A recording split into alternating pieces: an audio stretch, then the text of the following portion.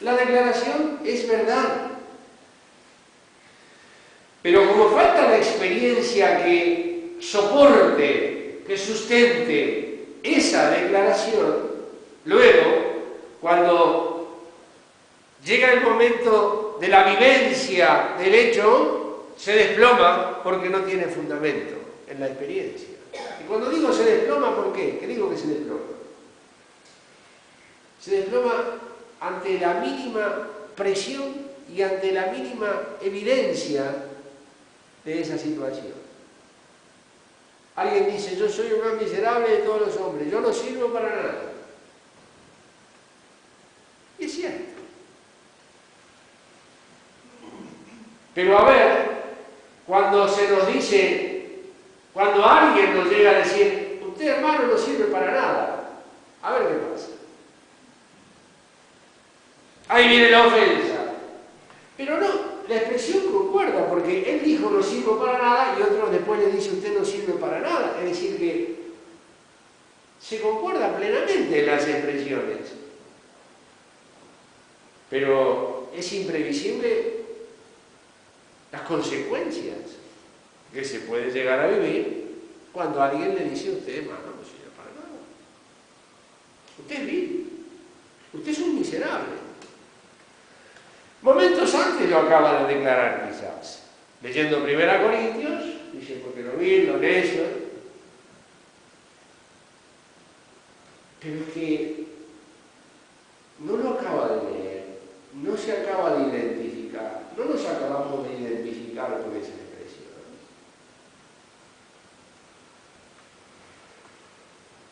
Entonces, ¿cómo después va a venir la ofensa de lo que me dijo? Porque falta el fundamento sólido de la experiencia concreta de saber, por experiencia personal e íntima, delante de Dios, no delante de los hombres, delante de Dios. Cuando logramos decir delante de Dios, a solas y en el corazón, decir lo mismo que Dios dice.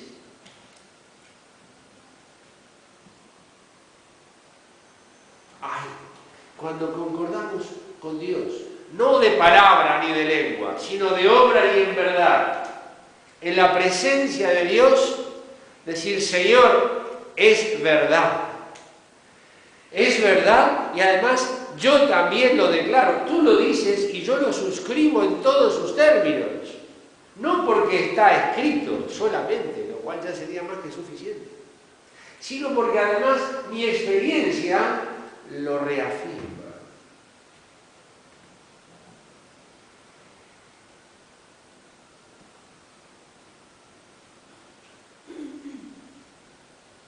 ¿Cómo se logra eso? Porque no es por la vía de la declaración. Entonces dice, haya pues, luego de darnos estos elementos desde el capítulo 1, pero especialmente en el capítulo 2, del 1 al 4, cuando nos dice todo lo que nos dice, en esos 4 versículos que acabamos de leer.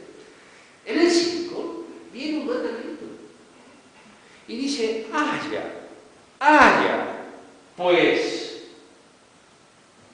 pues para que esto se concrete, que haya.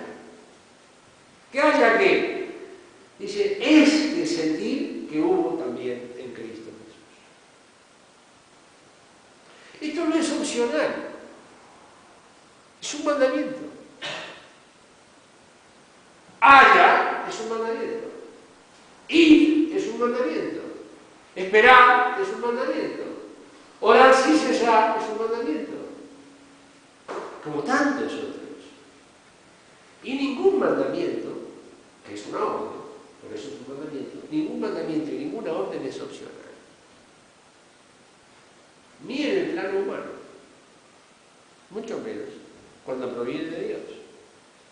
Y cuando Dios dice haya y después no hay, es rebelión, es desobediencia. Y cuando dice haya y después no hay, este mismo sentir, no es para sorprendernos de por qué vienen los pleitos, los celos, las iras, las contiendas Y todas aquellas cosas que luego decimos, vamos a orar para que Dios nos socorra. No es cuestión de orar, Dios no nos va a socorrer nada. Porque Dios dijo, haya. Y si después encuentro que en mí no hay.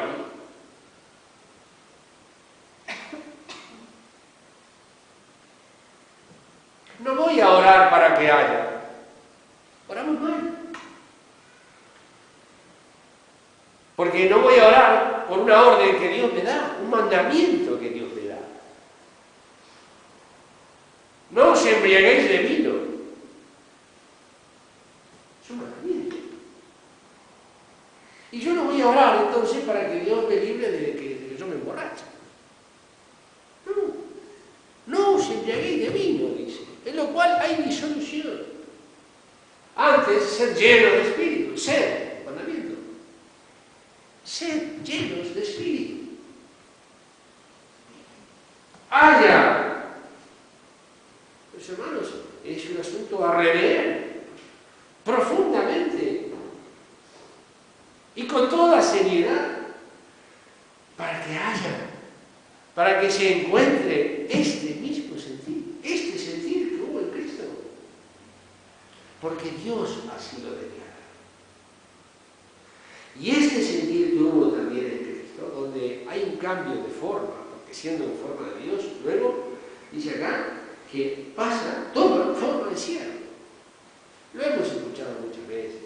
Hay estudios maravillosos preparados por grandes hombres de Dios sobre este tema. Hay todo un dossier preparado sobre el siervo como material de la escuela bíblica. Así que no voy a abundar en cosas que lo pueden leer cada uno de nosotros. Todos lo podemos leer. Y preparado en gran sabiduría por un gran hombre de Dios. Pero obviamente no se agota, que es palabra de Dios.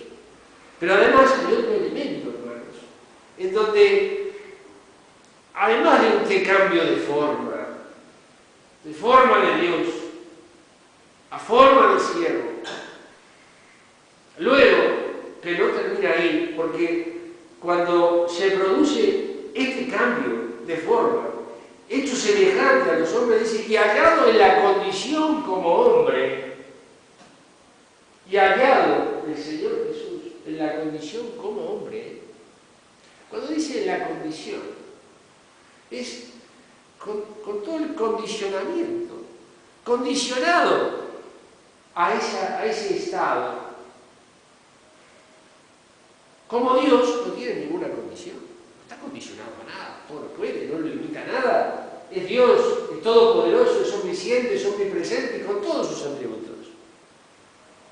Pero ahora hay una condición, la condición como hombre. Y como hombre sí que tiene condición, sí que sí está condicionado. Está condicionado al tiempo, está condicionado al espacio, está condicionado al cansancio, está condicionado a la sed, está condicionado al sueño. No deja de ser Dios. Pero ahora se condiciona a un estado, como hombre. Como hombre, dice que caminaba en todas las aldeas enseñando. Caminaba, se desplazaba. Está condicionado al espacio. Y eso genera cansancio. Como hombre, se cansa. Hallado en todo ese condicionamiento, hallado en la condición como hombre, no dice se anonadó, ahora dice se humilló. Cambia. Se anonada, se anula a sí mismo como Dios, porque todo lo puede, para cambiar de forma de Dios a forma del siervo. Semejante a nosotros. Y dice semejante porque Él es sin pecado. Por eso no es igual. Su condición física sí, pero obviamente sin pecado. Condición excluyente de todas las demás. Pero ahora, en esa situación, se humilló a sí mismo, hecho obediente hasta la muerte y muerte de cruz. Esto que se lee fácilmente y que se lee rápidamente, la propia palabra de Dios en toda su unidad absoluta, monolítica, inquebrantable. No hay resquicio en toda la palabra de Dios en la cual se le pueda dar una imperfección, porque es palabra santa y palabra eterna, es palabra de Dios. La propia Escritura en el Antiguo Testamento va a llevarnos a una condición, y digo llevarnos,